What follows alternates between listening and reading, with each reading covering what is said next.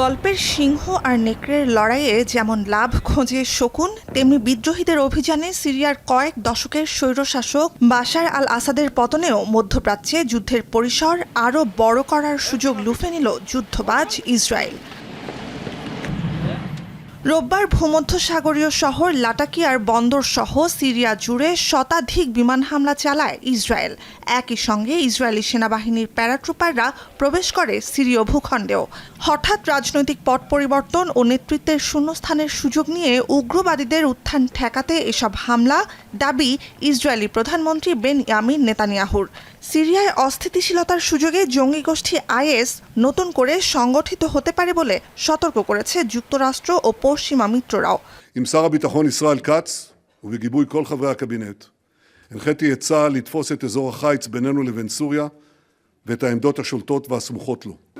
The situation is obviously very volatile in Syria. It is very good that Assad is gone, but it doesn't necessarily mean that what follows is settled by any means at all. It is really important we talk to our regional allies, our global allies, about the way forward, which has to be a political way forward.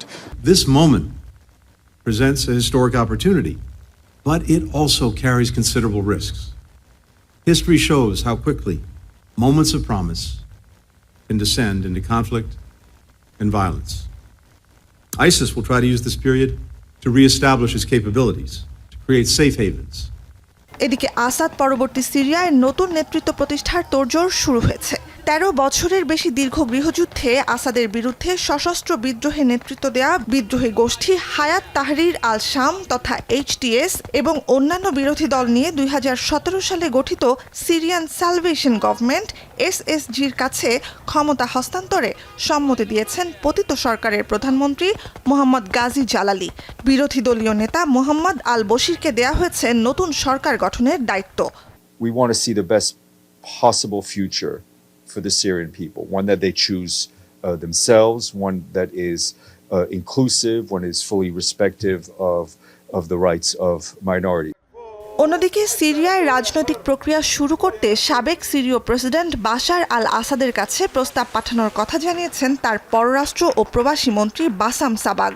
দেশ ছেড়ে পালিয়ে আসাদ বর্তমানে মস্কোতে আছেন বলে সোমবার নিশ্চিত করেছে রাশিয়ার সিরীয় দূতাবাস, যদিও আসাদের সঙ্গে যোগাযোগ নেই বলেও দাবি করেছে।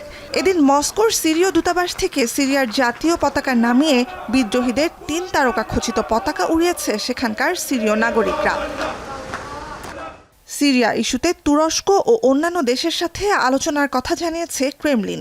তবে সিরিয়ায় রাশিয়ার সামরিক ঘাঁটি নিয়ে নতুন শাসক গোষ্ঠীর সাথেই আলোচনা করবে রুশ প্রশাসন। Разумеется, сейчас делается все, что необходимо и все, что возможно, с тем, чтобы выйти на контакт с теми, кто может заниматься обеспечением безопасности. স্যাটেলাইট থেকে পাওয়া ছবিতে ৬ ডিসেম্বর সিরিয়ার টার্টুজে রুশ সেনাবাহিনীর ঘাঁটিতে রণতরী দেখা গেলেও সোমবার দেখা যায় জনশূন্য এলাকা। নুজহাত কামাল, এখন বিশ্ব। সানবিট সব দিবে সামাল। সানবিট ম্যাজিক প্রেস ডিশওয়াশিং এর মাথা ঘোরানো সলিউশন।